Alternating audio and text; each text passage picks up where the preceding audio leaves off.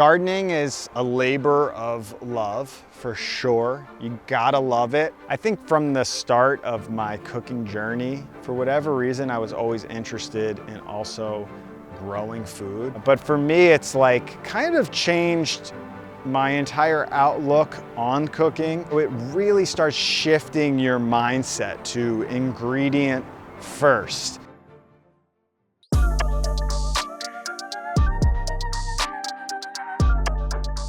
Mike, what's the best way to go from a home cook to a pro home cook? I would say number one, optimizing your kitchen. Number two, growing your own food. Can you show us? Let's do it.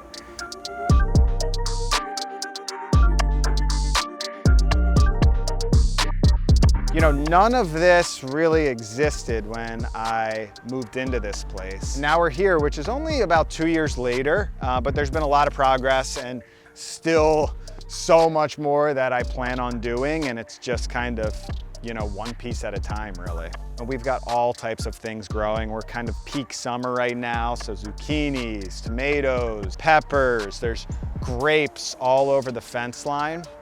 This entire area is kind of the fruit orchard, mini orchard. I have apples, peaches, persimmons, cherries. Fruit is like a big investment. Takes kind of a few years to get going, but you can kind of see these fruit trees starting to emerge. Damn, it is hot today. This is my in-ground bed. This is the sunniest spot on the property. This would be considered more of a market garden where you just have rows of beds with wood chips in between. We're kind of nearing the end of the onion harvest, but I grew so many onions that I'm curing and storing, which is amazing. So much garlic. You can see tomatoes are coming in really strong. It's just kind of the beginning of tomato season. Like, look at this set right here. That's insane. 2 years in, I am almost not buying any vegetables at the store, which is crazy because when I started gardening, I sucked. And now things are just abundant, which is awesome. So this path right here is something that I put in to kind of frame this whole wildflower section, which is really important for pollination. So you can see like butterflies and bugs flying up all around. Smoke cigars over here? Yeah, so this is, you caught me red-handed. This tree right here is a cherry blossom tree that's like really stunning. So I just kind of wanted a space where like I could get a view of the garden and specifically that tree. So just like creating little chill areas where people can hang out and enjoy the garden. There's a hawk up there. That's after my chickens. So now we are heading into the back area behind the house, and this is an area where I'm not growing any food, but I am raising chickens. So here's the chicken coop. They haven't been fed yet, so they're hungry.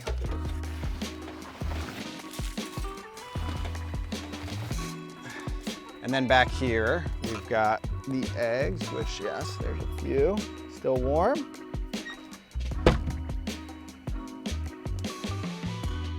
The truth is, in a setup like this, you'll lose some chickens. It's like the harsh reality of a farm or a homestead.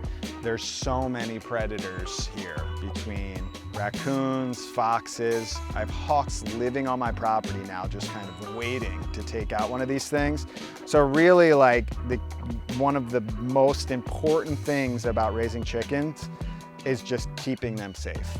So I guess you would call this area the backyard. There is a pool right here, which I have yet to open because a pool is no use to me on like a homestead. My goal is to eventually turn this into a geothermal greenhouse where I can grow like oranges and figs and basically Mediterraneanize this area. Well, that is more of a long-term project. As well as this deck right here. I want to turn this into more of like an outdoor kitchen set. So you've got some big dreams for this place. Big dreams, yeah, future dreams.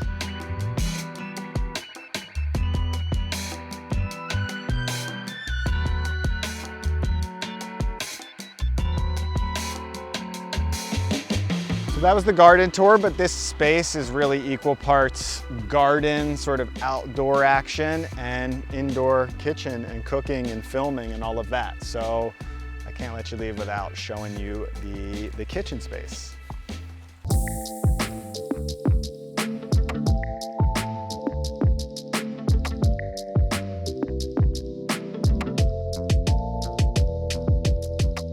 This is the kitchen studio. It's probably my fourth or fifth kitchen studio in the last 12 years of making videos. This is kind of the centerpiece. My dad and I designed this and built this. Right under this table, we built in shelves so you can just have easy access to prep bowls and things like that. I grew up in the workshop, so it's kind of kitchen meets workshop a bit. Open shelving so you can just see everything. The set to me is another character. You know, I'm here filming by myself most of the time, so having the addition of just this beautiful background setting to me is very important in the way that I film videos. I'm really big on organization, optimization in the kitchen, so there's a few kind of key items like magnetic knife rack. If you can get that up, I think is so important. Having your tools just right by your side.